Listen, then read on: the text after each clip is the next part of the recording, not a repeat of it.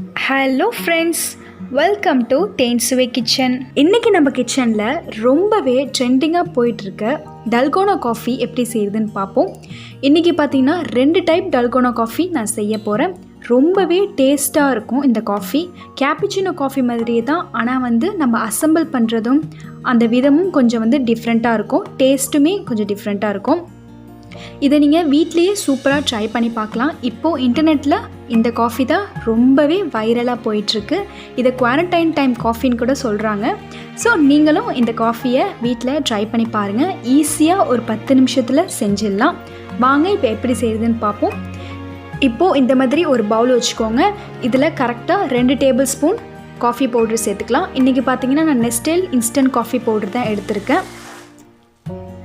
இதே மாதிரி சுகரும் 2 table spoon. Coffee, sugar, water இது எல்லாமே ஒரே ரேஷியோவில் இருக்கணும். அப்போ தான் உங்களுக்கு திக் அண்ட் ஃப்ளஃபியாக அந்த காஃபி க்ரீம் கிடைக்கும். இப்போ வாட்டரும் சேர்த்துக்கலாம், 2 டேபிள் ஸ்பூன். இன்றைக்கி பார்த்தீங்கன்னா நான் விஸ்க் வச்சு தான் நல்லா மிக்ஸ் பண்ண போகிறேன். நீங்கள் எலக்ட்ரிக்கல் பீட்டர் இருந்துச்சுன்னா ஈஸியாக 1 நிமிஷத்துலேயே வேலை முடிஞ்சிடும், பீட் பண்ணி எடுத்துடலாம். ஆனால் விஸ்க் வச்சு பண்ணும் போது ஒரு 10 நிமிஷம் ஆகும். நல்லா கைவிடாமல் நல்லா மிக்ஸ் பண்ணி விட்டுக்கிட்டே இருங்க. எந்த அளவுக்கு நல்லா மிக்ஸ் பண்ணுறீங்களோ அந்த அளவுக்கு திக் அண்ட் ஃப்ளஃபியாக அந்த க்ரீம் வரும். ஃப்ராஸ்டிங்க்கெலாம் எப்படி நம்ம க்ரீம் ரெடி பண்ணுவோமோ அதே மாதிரி இந்த க்ரீம் வரும்.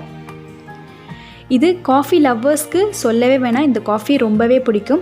காஃபி பிடிக்காதவங்களுக்கும் இதை பார்த்தீங்கன்னா இதை ட்ரை பண்ணி பாருங்கள், உங்களுக்கும் ரொம்பவே பிடிக்கிறதுக்கு சான்ஸ் இருக்குது. குவாரண்டைன் டைமில் வீட்டில் தான் இருக்கும். ஸோ இந்த மாதிரி புதுசாக ட்ரை பண்ணி பாருங்கள். இப்போ பாருங்கள், 10 நிமிஷத்துக்கு அப்புறம் நான் பார்க்குறேன் நல்லா திக் அண்ட் ஃப்ளஃபியாக க்ரீம் வந்துருச்சு. அவ்வளோதான். இப்போ அரேஞ்ச் பண்ண ஆரம்பிச்சிடலாம். இந்த மாதிரி ஒரு கிளாஸ் வச்சுக்கோங்க.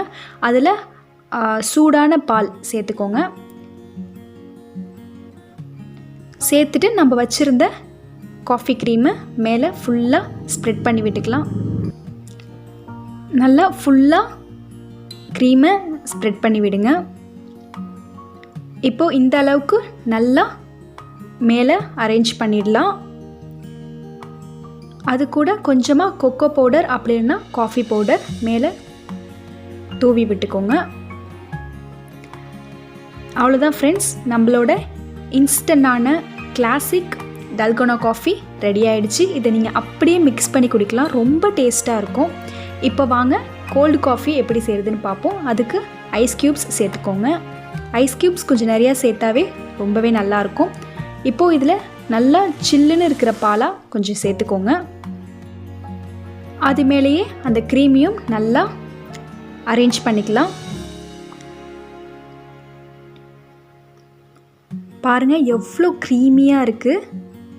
இப்போது இந்த அளவுக்கு அரேஞ்ச் பண்ணதுக்கப்புறம் மேலே கொஞ்சம் எக்ஸ்ட்ரா ஐஸ் க்யூப்ஸ் சேர்த்துக்கிறேன். நீங்கள் சேர்த்துக்காமல் இப்படியே குடிக்கலாம், ஆனால் நான் ஐஸ் க்யூப்ஸ் சேர்த்துக்கிறேன்.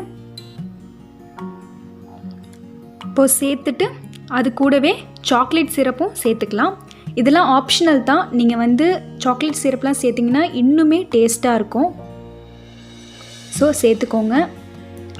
வீட்டில் இருக்கும் போது இந்த மாதிரி கோல்ட் காஃபி ட்ரை பண்ணுங்கள். இதை பார்த்தீங்கன்னா நீங்கள் நான் 2 கப்புக்கு அளவு இந்த அளவு காஃபி மிக்ஸ் எடுத்திருக்கேன்.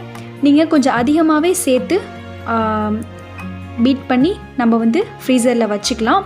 ஒரு 15 டேஸ் வரைக்குமே ஸ்டோர் பண்ணி வச்சுக்கலாம். அவ்வளோதான் ஃப்ரெண்ட்ஸ், நம்மளோட சுவையான கோல்டு டல்கோனா காஃபியும் ரெடி ஆகிடுச்சு. வீட்டில் கெஸ்ட்டு வர்றப்பெல்லாம் இந்த மாதிரி ஈஸியாக செஞ்சு கொடுங்க. ரொம்பவே அட்ராக்டிவாகவும் இருக்கும், ரொம்பவே டேஸ்டான காஃபியாகவும் இருக்கும். இதை நீங்கள் வீட்டில் ட்ரை பண்ணி பாருங்கள். ட்ரை பண்ணிவிட்டு மறக்காமல் லைக் பண்ணுங்கள், ஷேர் பண்ணுங்கள், கமெண்ட் பண்ணுங்கள். இது வரைக்கும் எங்கள் சேனலை சப்ஸ்கிரைப் பண்ணாமல் இருந்தீங்கன்னா மறக்காமல் சப்ஸ்கிரைப் பண்ணிக்கோங்க. தேங்க்யூ.